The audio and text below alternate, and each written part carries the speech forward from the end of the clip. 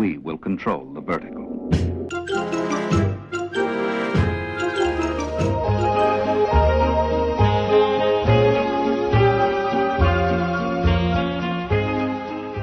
Welcome to this episode of Anthologic with your host Mark. Now, this is the last Night Gallery episode, official episode.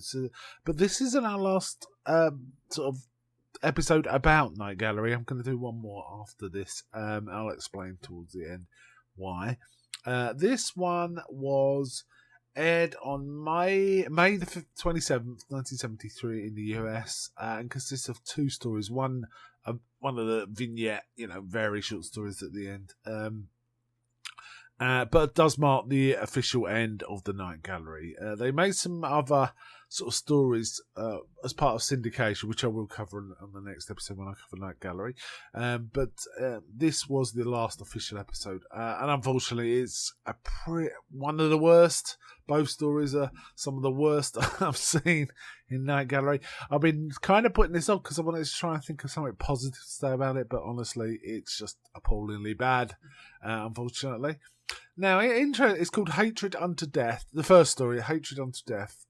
It was directed by Gerald Perry Finneman, who I think directed one previous episode, and written by Halstead Wells, who has written a few other of the earlier episodes of the Night Gallery. So they're not entirely new to Night Gallery. It stars Steve Forrest and a few other people. Dina Merrill is the main other lead. Steve Forrest I quite like. He was in a previous episode, I think I covered on Anthologic episode 156, called The Waiting Room.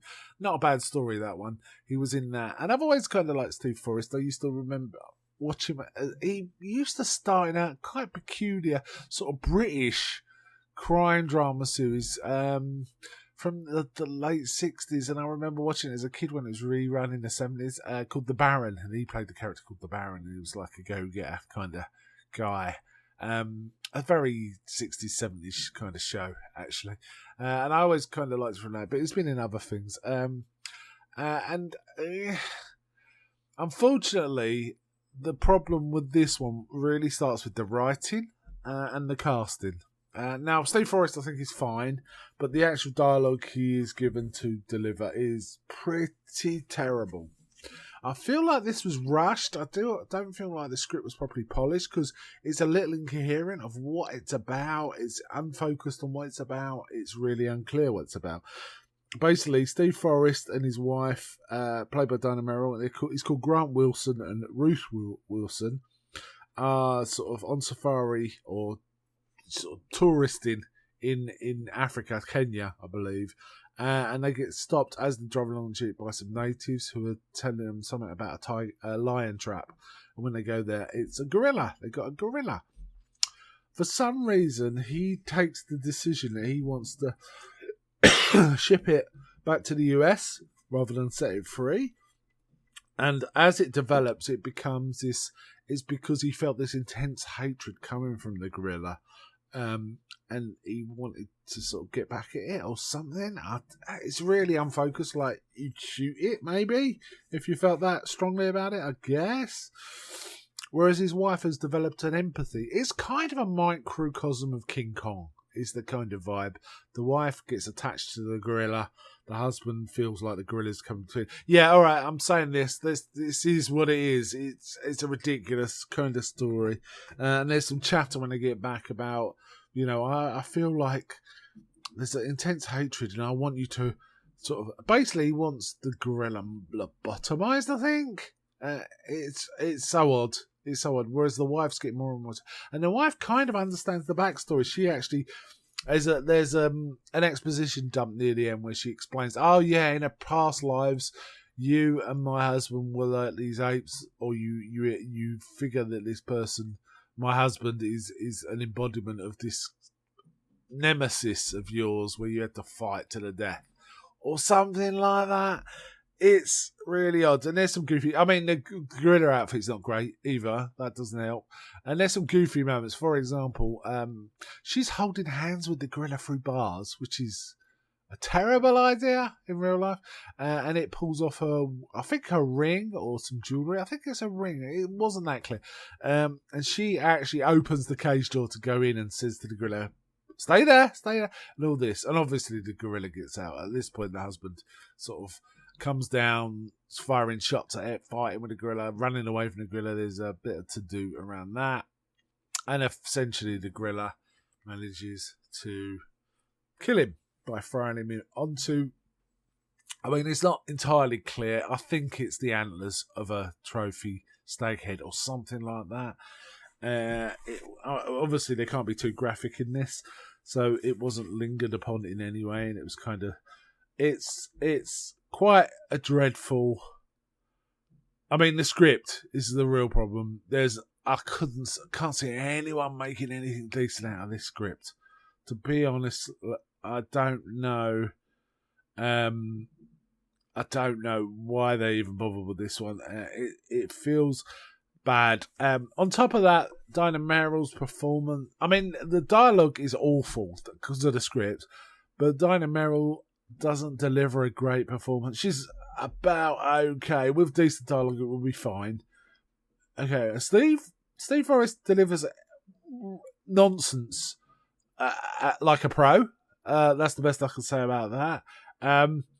Also, he's got this like porn tash on and I think a curly wig. It doesn't suit him at all. So he's trying to look very 70s, I guess. They're trying to make him look very 70s. And there was a few, they tried to do jokes and it was just, you cringed. And apparently during the filming, because it was in California, it was very hot. The guy in the gorilla suit could only do a few minutes at a time without having to take it off again because it was so hot, which probably didn't help. I believe it went behind schedule, so they had to do multi-camera shots just to try and capture as much as possible, as quickly as possible. But honestly, it's probably one of the worst episodes of Night Gallery. If I exclude the Jack Laird vignettes, if we exclude those, I think this might be the very worst story I've ever seen from Night Gallery. It's a shame it went out on this. Yeah. Okay. The only saving grace I think about the whole thing is we get quite a good sort of intro from Rod Serling, but Rod Serling always delivers those. At least that was something that we do see Rod Serling for one last time. I totally understand why Rod Serling wouldn't want to be involved in anything like this anymore. Yes. Okay, let's go to the second zone. The second zone. Now, talking of terrible Jack Laird vignettes, this is probably the worst I've seen of those. And there's only really one really good one, actually, The Phantom of War Opera, and a couple of them are okay. But this one was just terrible. It's called How to Cure the Common Vampire. A minute, I think. Two guys in the old country, from the music and that. The music was alright. They're about to stake a vampire.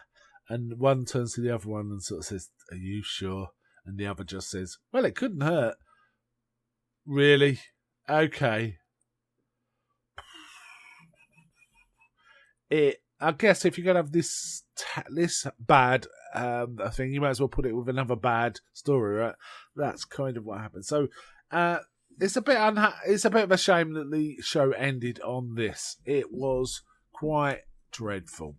Okay, I did mention that this isn't the very last Night Gallery episode I'm going to be doing. I want to do one more covering the segments that were filmed for when the series went into syndication or weren't a particularly official part of any official episode.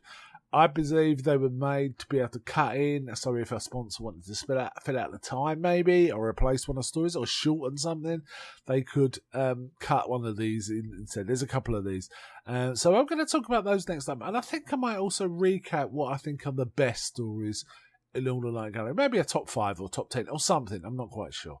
There's some great stuff in Night Gallery, but it really tailed off quite badly towards the end of season 3. There are some still good stories in season 3, and there's bad stories in season 1 and 2 as well. It's not all season 3 that has the bad stuff, but it really dragged, and in that last season. Once they cut it to a half an hour format, that should have helped it really, because it would have given more focus to each episode, but it just didn't seem to. And these last two stories are kind of synonymous with how bad it was getting. There's no way this could have continued with this sort of quality. It just wasn't going to happen. Okay, let's wind up there. But before I go, may I ask, is anybody out there?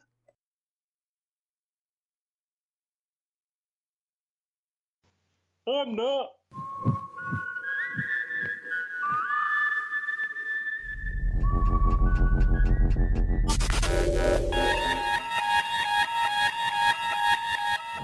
We now return control of your television set to you until next week at this same time, when the control voice will take you to